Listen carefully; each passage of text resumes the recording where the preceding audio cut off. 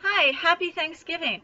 It's Miss Melissa from the Oosterhout Free Library with the second part of our Thanksgiving book bite. We're reading Junie B., first grader, Turkeys We Have Loved and Eaten and Other Thankful Stuff, written by Barbara Park, published by Random House.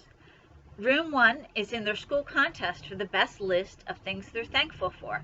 And so far the list includes exploding biscuits and toilet paper and money, which Lucille dumped all over the floor to show what she was thankful for. The kids all dove for it. Teacher didn't like that. He whisked Lucille and her money off to the office, and in the meantime, room 1 is supposed to think about what they did. If an adult tells you to think about what you did, you're probably in trouble. So let's see what happens next with Junie B. and the Thanksgiving contest. Chapter 5, Talking It Over. I did what Mr. Scarry said. I stayed in my seat, and I thought very hard about what just happened here. First, I tapped my chin. Then I scratched my head, and I strained my brain, but nothing actually came to me. Finally, I tapped on Herb. Okay, I give up. What just happened here? Why is Mr. Stacy so mad at us? Herb did a shrug. I'm not really sure, he said. We dived into a pile of money. Who wouldn't do that? May jumped up and pointed to herself. I wouldn't. That's who, she said. I did not dive in a money pile. Instead, I walked around the edges with dignity, and I picked up whatever money squeezed out. Herb looked curious at her. How much money squeezed out? May stood for a minute. None, she said. Exactly. May sat back down. Herb looked back at the board and sighed. I have a feeling that Mr. Scarry really hates our thankful list. May threw her head back. Of course he hates our thankful list, she said. Just look how stupid it is. She hurried to the board. She read each item out loud. 1. Cranberry jelly in a can. 2. Exploding biscuits. 3. Nipsey Doodles. 4. Rainbow sprinkles. 5. Toilet paper. 6. Money. I scratched my head. I don't see the problem, I said. I think we have a nice little assortment there. May stamped her foot. It's stupid, Junie Jones. Stupid, stupid, stupid, she said. Who in the world is thankful for toilet paper? Sheldon raised his hand. I am, he said. My grandpa Ned Potts says that toilet paper was one of the greatest inventions in history, especially after they put that little cardboard rolly thing inside. I nodded. Yes, I said, that cardboard rolly thing is a genius. If you put some string through it, it makes a lovely necklace for Mother's Day. Jose jumped up. Plus, if you have 2 of them, you can make binoculars, he said. I made binoculars and spy on my sister, and they really, really work. May did a huffy breath at us. Well, I don't care what you guys say. My mother, Mrs. Mary Marquis, said our list from yesterday is ridiculous. She said children are never thankful for the right stuff. And so that's how come she came up with a brand new thankful list for us. She reached into her pocket and pulled out the list. My mother says if we use this list, we'll win the contest for sure. She unfolded it. Who wants to hear it? Who wants to hear the brand new list my mother started? No one raised their hand. May read it anyway. Our thankful list by Room 1. Number 1. Room 1 is thankful for our mothers, who cover us in blankets of warm, fuzzy love and make our hearts overflow with joy bubbles. 2. Room 1 is thankful for the happy sound of our mother's laughter as it tinkles through the air and melts like musical snow crystals in your ear. Number 3. Room 1 is thankful for May. The end. May looked up and grinned. I added that last one myself, but I think it fits right in. She folded her list up again, and she skipped back to her seat. At first, Room 1 did not say any words. We just stared at each other with curious eyes. Then finally Lenny spoke up. I think we should stick with the Nipsey Doodles, he said. All of the children got relief on our faces. Yes, yes, me too, we said. May's face looked angry again. She stomped her foot again. I knew this would happen. I told Mother you people wouldn't listen. She covered her head with her sweater. All of us ignored her. We looked at the board some more. Then, sudden, Shirley clapped her hands together. Hey, wait, I got an idea. Let's put something on the list that every grown-up likes. That way, Mr. Scotty will be happier with us, and maybe we'll get more votes from the grown-up judges. I thought for a second. Yeah, but what does every grown-up like, Shirley? I asked. I don't have a clue. Shirley thought for a second. Then she sprang right up. I got it! It just came to me. Nature, she said. Every grown-up loves nature. They love flowers and trees and mountains and oceans and other junk like that. She clapped her hands. Plus, every grown-up I know loves cute little forest animals, she said. Let's put that on the board. Let's put cute little forest animals. She ran to get the chalk. Sheldon quick stood up. No, Shirley, wait, he called. My Aunt Bunny is a grown-up, but she doesn't love forest animals. Last summer she had a run-in with a raccoon. It jumped on her head, and then it just sat there like a hat. He did a shiver. For a very long time, I mean. Herb nodded. My mother doesn't like forest animals either, she said. Last year we went to the state park and a squirrel spit on her when she handed him a Frito, he said. She looked disturbed. She said a bad word. We have it on video. Lenny raised his hand. My grandmother doesn't even like the forest, he said. Last year we took her camping and she got her foot stuck in a pork and beans can. He covered his face, very embarrassed. She said she was trying to make camp slippers. After that, all the other children started to tell terrible nature stories too. Shirley hung down her head and went back to her seat. I leaned over and patted her. Don't feel bad, Shirley, I said. Being thankful is just harder than we thought. Jose held up his thankful bag. I brought in our TV remote. But now that seems stupid, he said. He looked over at Roger. I wish I had forgotten mine like you did, Rog, he said. Roger squirmed in his chair. Well, I didn't really forget mine, Jose said.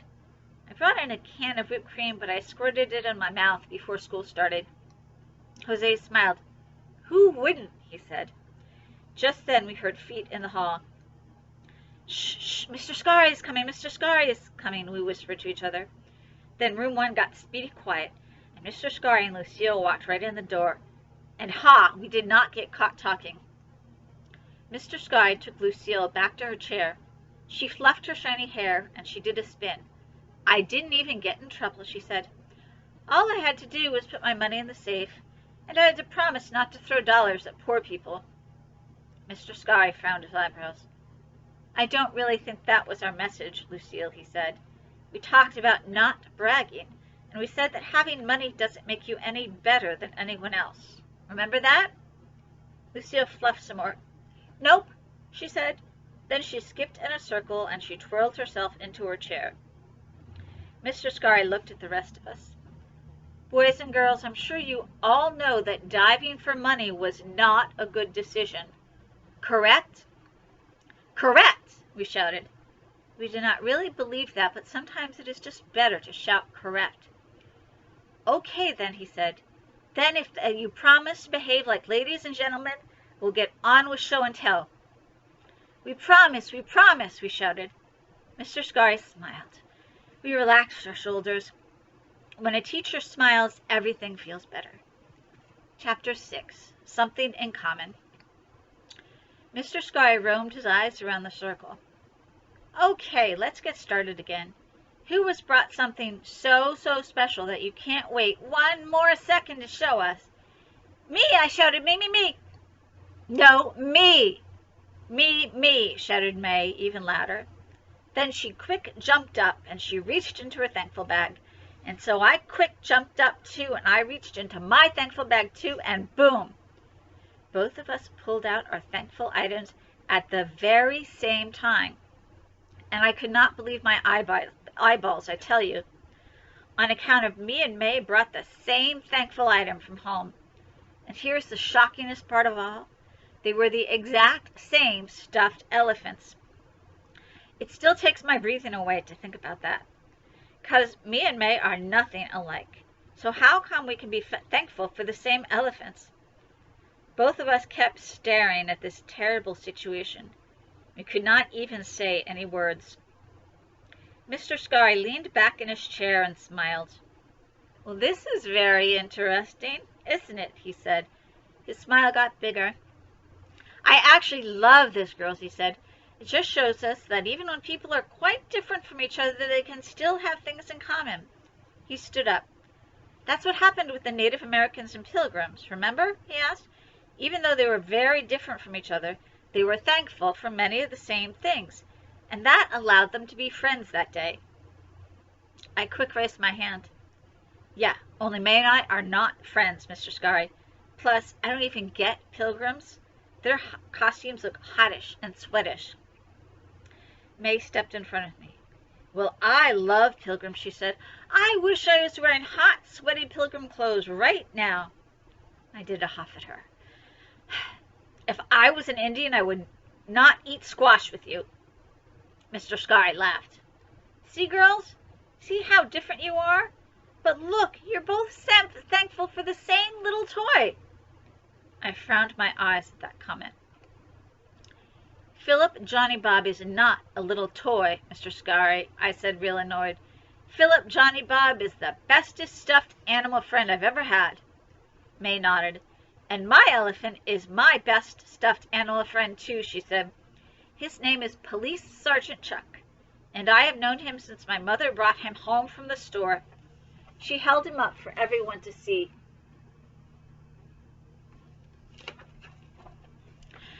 "My mother made this little police uniform for him. See it, everyone?" she said. "He has a little police jacket and a little police hat and a shiny little police badge." She looked at Philip Johnny Bob and made a face. "Police Sergeant Chuck does not have patches sewn on him like Junie Jones's old elephant," she said. "Junie Jones's old elephant has been all torn and ripped." I made squinty eyes at her. "Yeah, only here's a news flash, madam. In Mother Nature, elephants do not wear police uniforms. In Mother Nature, Police Sergeant Chuck would look like a nitwit." Philip Johnny Bob laughed out loud. "Ha! Good one, Junie B," he said. "Plus, I love my patches." Me and Philip have the same actual speaking voice. I hugged him real tight. "Yes, I know you do, Phil," I said. "Plus, the only reason you have patches is because sometimes when you and I wrestle, I accidentally throw you too high in the air, and then you land on the ceiling fan. And I have to turn up the fan speed to get you off, and then you fly across the room and you land on the pointy living room lamp." Philip hugged me back. "But I love riding on the ceiling fan," he said. "It's fun." I smoothed his softy ears. "I know it is, Phil. That's how come I throw you up there whenever Mother's not in the room," I said. May did a gasp. "Friends do not throw friends on ceiling fans," she said.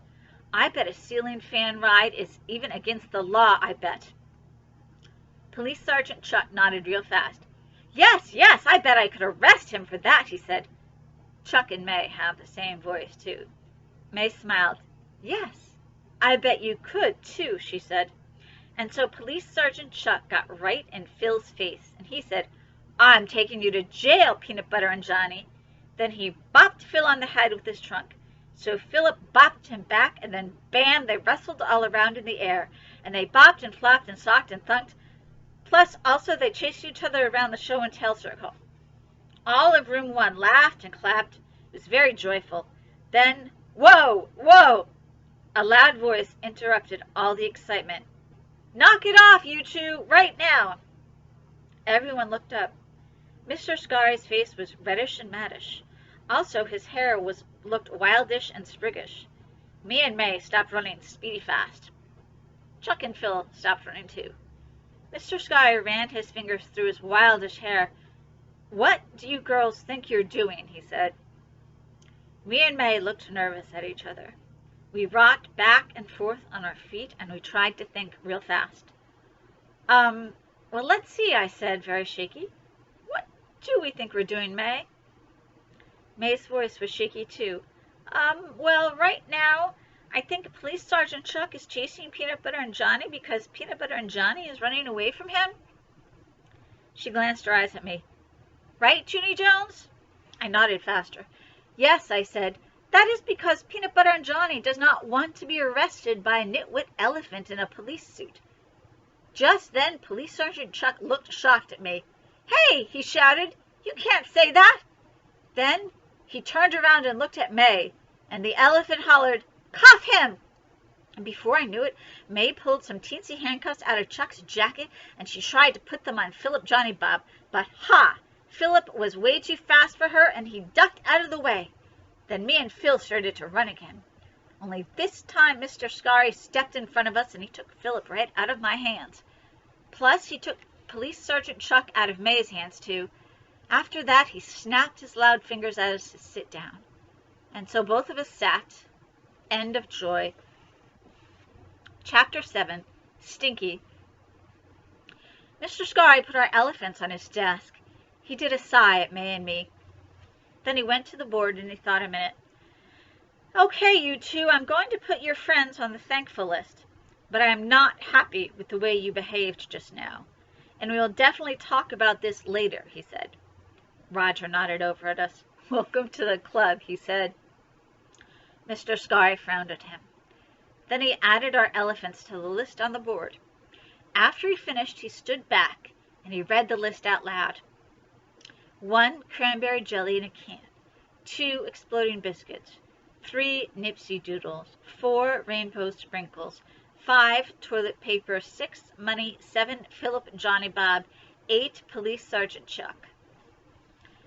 Well, he said, this list might not win us a pumpkin pie, but it certainly is unusual, isn't it? I smiled and nodded. Yes, it is. Plus, we don't even care about the pumpkin pie. Remember that? Pumpkin pie makes us vomit. Mr. Scary looked at me. Yes, I do remember that, Junie B., but thank you for mentioning it again, he said. Not a problem, I said. Just then, Lenny waved his hand real urgent. Ooh, here's a little pumpkin pie trick I learned last Thanksgiving, he said. I don't actually swallow the pie. Instead, I just keep it in my mouth until my grandmother thinks I swallowed it. Then I run into the bathroom and I spit it in the sink. Mr. Scary closed his eyes. Good to know, Len, he said. Lucille jumped up and did a fluff. I have a pumpkin pie trick, too, she said. First, I put the pie on my fork. Then, I plop it into the rich, expensive napkin that is on my lap, and I wad it all up, and then I slip it into the kitchen, and I give it to our rich, expensive chef. She did a few more fluffs. After that, I don't know what happens to it, she said. Then she spun herself back into her chair. All of room 1 thought for a minute. Then other children started calling out pumpkin pie tricks, too. And so Mr. Scary quick held up his hand. Stop, please, girls and boys. I get that you don't like pumpkin pie, he said. It's just that I don't want anyone to be disappointed if we don't win the contest.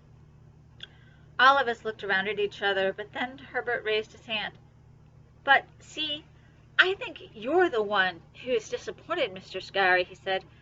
May said you hate our thankful list because we're not thankful for the right stuff. May popped up out of her seat. I tried to get them to change it, Mr. Scary, he said. My mother, Mrs. Mary Murky, made us a brand new thankful list like that you would really like, but everyone wanted to stay with Nipsey Doodles and exploding biscuits, so it's their fault we won't win that disgusting pie for you. I looked at her real angry. I would like to explode a biscuit on your head right now, I said. Then everyone laughed, except not May, plus not Mr. Scary. He did glare at me. Whoops, I said. That was very too harsh. Mr. Scary turned back to the class. Boys and girls, please believe me. I will not be disappointed if we don't win the pumpkin pie, he said. I promise. He paused for a second. Then his voice got a little smile on it, and he made his voice real secret. Shh, don't tell anyone, okay? But I don't like pumpkin pie either, he whispered. Room 1 got very quiet. Then, all of us started laughing at once, because sometimes teachers are just like normal people, almost. Mr. Scary looked at the clock. Okay, everyone, I think we have time for 2 more thankful items before lunch. Who would like to go next? He said. Shirley raised her hand. I would, she said. I've been waiting to show this all morning. Then she stood quick up. Then she reached into her thankful bag. She pulled out a box of snossages, she shouted. I am thankful for snossages. Mr. Sky raised his eyebrows. Snossages, Shirley? He asked. Really? Yes, said Shirley. Snossages are little sausage snacks for dogs. And last year, when my dog Stinky got sick, he wouldn't take his pills to get better. So my mother stuck his pills in sausages, and then Stinky ate them, and he got better. So sausages saved Stinky's life. Whoa, said Herbert. Wow, said Lenny. That is a powerful sausage story, Shirley. I know it, she said. We're trying to get it made into a major motion picture starring Stinky. After that, she passed around her sausage snack. Plus, also, she passed around a picture of Stinky. Mr. Scarry went to the board and he wrote number 9, sausages. Then he winked at Shirley and he added number 10, Stinky. Shirley beamed from ear to ear. All of room 1 beamed too. The day was getting happier. Chapter 8, 3 Squeezes. Mr. Scarry checked the clock again. Okay, it's time for our last thankful item before lunch, he said. Shirley's sausage story was so nice. I'm wondering if anyone else has an animal you're thankful for. Sheldon's hand shot up like a rocket. I do, Mr. Scarry. I have 3 animals I'm thankful for, and guess what? I got my picture taken with every single one. He quickly leaned down to his thankful bag, and he started searching through it. He stopped to glance up. And here's the part you're really going to love, he said. All the animals are Thanksgiving animals, Mr. Scarry. All of them are turkeys. Mr. Scarry looked happy at that news. Turkeys, he said. No kidding, Sheldon. That's great. I know it, said Sheldon. My Uncle Vern has turkeys at his house, and he took pictures of me with the 3 that I love the most. Mr. Scarry smiled real big. This is perfect, Sheldon. I didn't even know that your Uncle Vern was a turkey farmer. Sheldon looked puzzled. He's not, he said. Uncle Vern and Aunt Bunny live out in the woods. He did a pause. They moved out there to get away from the law. Mr. Scarry cleared his throat real nervous.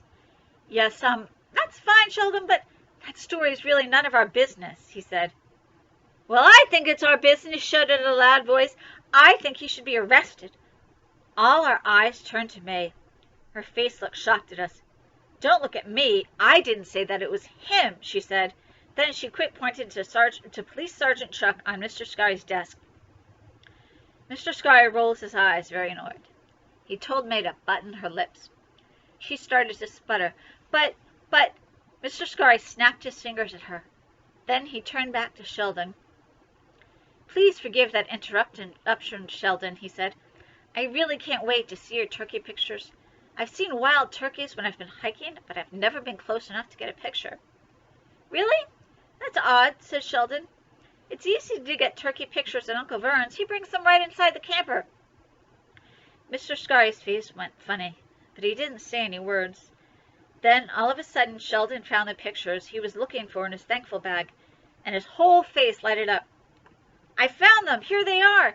Here are the pictures of me and my 3 favorite turkeys at Uncle Vern's, he said. He took them out and put them in order.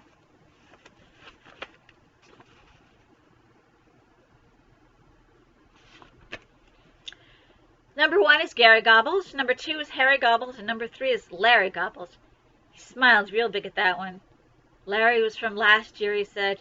He is the turkey I love the most. He jumped up and held Larry's picture for all of us to see. Look, everyone, see him? See Larry? Then all of our faces went funny. Plus Mr. Scarry's face went funny again, too.